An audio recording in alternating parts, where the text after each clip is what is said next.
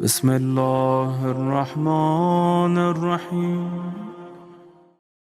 مجھے کہا گیا امیگریشن کے لیے کوئی عمل بتاؤ۔ امیگریشن کے لیے کئی لوگوں کے پرابلمس ہیں، اللہ سب کے پرابلمس دور کرے۔ امیگریشن کا اگر تمہارا پرابلم، میں بڑی ذمہ داری سے بول رہا ہوں، اس لیے کہ یہ واقعات کئی جگہ ہوئے، اٹلانٹا میں ہوا اور کئی جگہ ہوئے، یو ایس میں بھی پرابلمس ہیں لوگوں کے امیگریشن کے، گرین کارڈ نہیں آ رہا، یہ نہیں آ رہا وہ۔ تو امیگریشن کا اگر خدا نخواستہ کسی کو پرابلم تو وہ نماز جعفر طیار ابن ابو طالب علیہ السلام پڑھے۔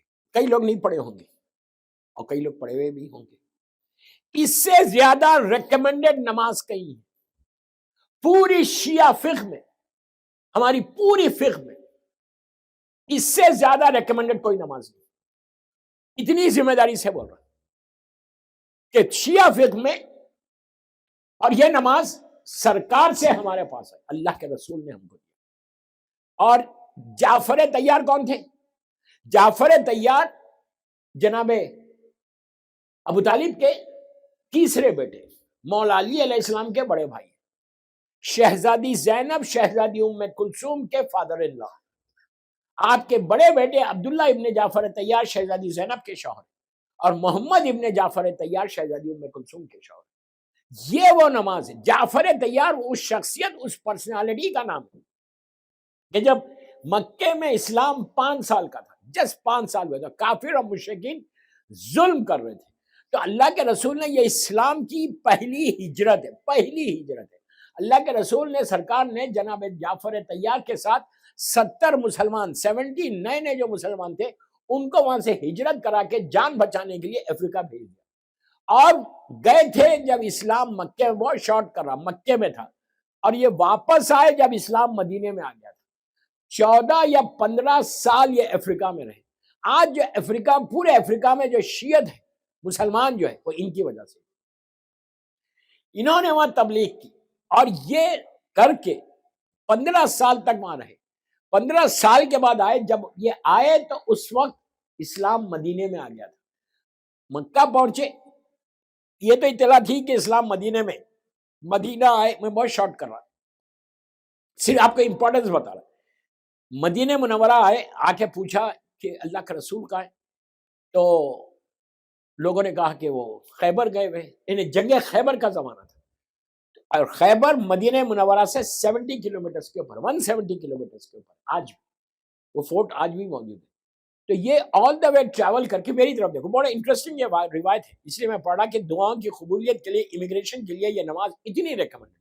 آپ سڈنی میں پڑھے، میں سڈنی میں یہ نماز پڑھا چکا جب میں اس سے پہلے رمضان میں آیا تھا۔ تو بہرحال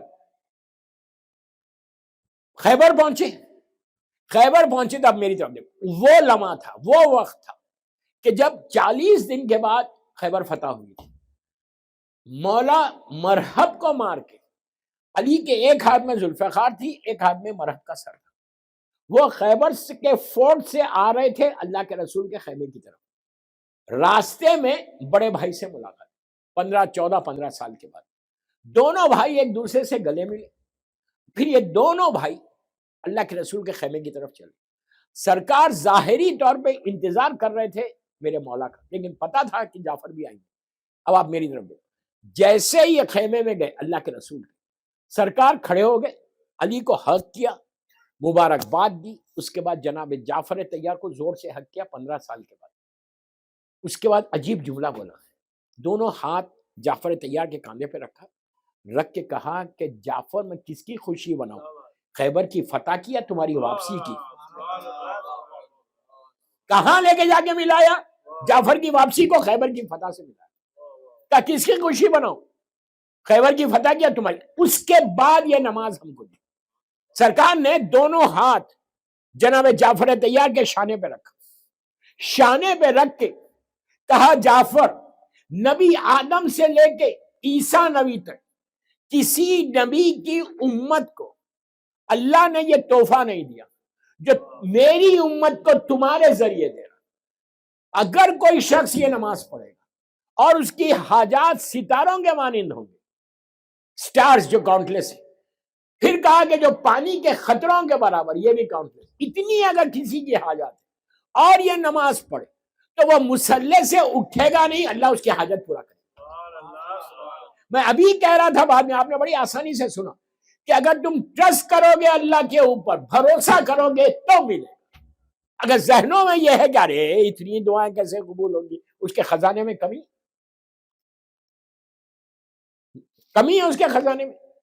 مانگنا نہیں آ رہا، یقین نہیں آ رہا. سب سے پہلی چیز دعا کے لیے کہا گیا کہ یقین کو پیدا کر. جب تک تمہارے پاس یقین نہیں ہے تو کوئی فائدہ نہیں. میں ایک بات یہاں روک کے بولتا، دوستوں تم رات بھر عبادت کر رہے سڈنی میں، رات بھر عبادت کر رہے، یقین ہی نہیں ہے کہ میری عبادت قبول ہوگی یا میری دعا قبول ہوگی. اس سے بہتر کیا ہے؟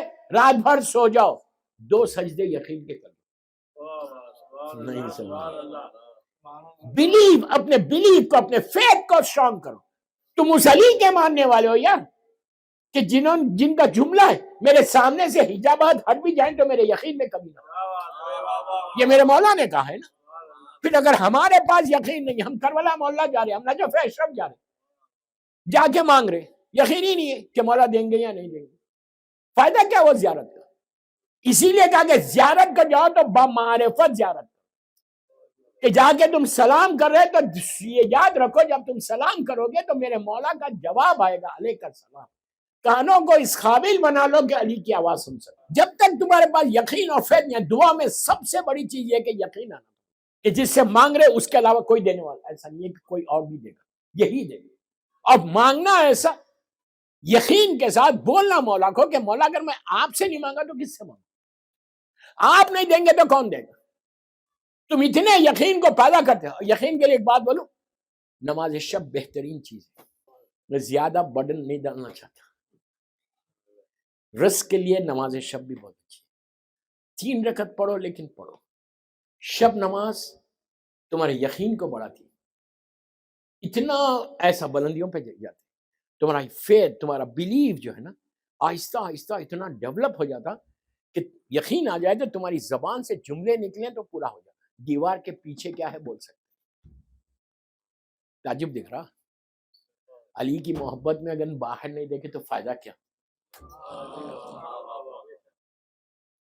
محبت علی میں اگر تم دیوار کے پیچھے نہیں دیکھ سکو گے تو فائدہ کیا؟ ویسے بنو کہ سامنے آئے. میسم مولا کے سامنے آ کے مولا کے دروازے پہ کھڑے رہ کے کیا بولتے تھے پتا ہے آپ کو؟ اے 19 رمضان کو زخمی ہونے والی علی آپ کو سلام. آگے کا واقعات ہے نا، میسم تمار کا جملہ تھا. یہ ہے محبت علی کا مزہ کہ حجابات تمہارے سامنے سے ہٹے. تو نماز جعفر طیار بہت ریکمنڈڈ نماز. اللہ کے رسول نے کہا ستاروں کے مانند بھی اگر تمہاری حاجات ہوں گی تو حاجات پوری ہوں گی. یہ ایک نماز ایسی ہے کہ جس میں 300 ٹائمز آپ تسبیحات اربع پڑھتے ہیں. آپ یوٹیوب پہ جا کے دیکھ لو، یہ نماز موجود ہے. 15 منٹ کی نماز ہے. میری خواہش ہے جس کو بھی امیگریشن کا یہاں پرابلم جو مجھ سے سوال کیا گیا اس کا میں ان خواتین کو جواب دیا کہ تم نماز جعفر طیار پڑھو 40 دن کی نیت سے. اس کے بعد ہمارے علماء یہ کہتے ہیں نماز جعفر طیار کے بعد زیارت عاشورہ، نور الارا نور ہے. وہ نماز کو بھی قبول کراتی، دعاؤں کو بھی قبول کراتی. یہ وہ نماز ہے.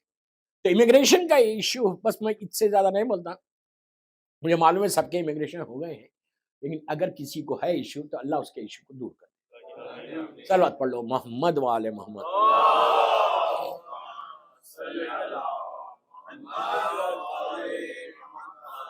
ایک اور سوال کر کے بھیجے کہ معصوم بچے کھانا نہیں کھا رہے، اس کے لیے کوئی دعا دو. اب آپ سوچو 3-4 سال کا بچہ کھانا نہیں کھا رہا تو اماں کھانا اچھا نہیں بنا رہی ہوگی. نہیں، اس سے زیادہ کیا بولیں؟ ارے بابا کھانا اچھا بناؤ تو تمہارا بیٹا یا بیٹی کھا لے گی کھانا. اس کے لیے کیا دعا دو؟ کہا بچہ شریر بہت ہے، اس کے لیے کوئی دعا دو. پوری دنیا میں ہے سوال. یہ کوئی سڈنی کا کوئی میرے لیے نیا سوال نہیں ہے. پوری دنیا میں بولتے کہ بچہ 3-4 سال کا ہے 5. تو میں ہمیشہ یہ پوچھتا ہوں کہ بچہ شریر ہے تو ایج کیا ہے؟ کہتے ہیں 4 سال 3 سال 5 سال. میں نے کہا یار کمال ہے. 4 سال کا بچہ شرارت نہیں کرے گا تو آپ کریں گے شرارت؟ کون کرے گا شرارت؟ یہ بچوں کی ایج ہے. لٹرلی رائٹنگ میں بھیجا کہ آپ شرارت کر رہے بچے، کھانا نہیں کھا رہے برابر، تو اچھا کھانا بنا کے کھلاؤ، بچہ خوب کھائیں گے. اچھی بسم اللہ الرحمن الرحیم بول کے کھلاؤ. بولو تو، زبان پہ لاؤ تو. بسم اللہ الرحمن الرحیم بول کے آپ کھانا کھلائیں، انشاءاللہ آپ کا بچہ بہت اچھا کھائے گا. صلوات پڑھ لیں محمد والے محمد. اس لیے کہ دوستو دعا ایک سپر ہے، دعا ایک شیلڈ ہے، لٹرلی شیلڈ. کوئی ایسی دعا نہیں ہے.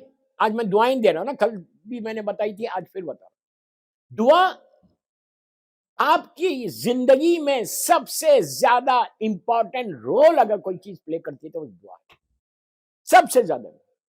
لیکن یہ کبھی نہیں کرنا کہ آج تو آپ کو مل گیا، نعمتیں مل گئی، اب بھول جاؤ دعا کرنا. یہ کبھی نہیں کرنا. 24/7 دعا مانگنا، ملنے کے بعد اور مانگنا.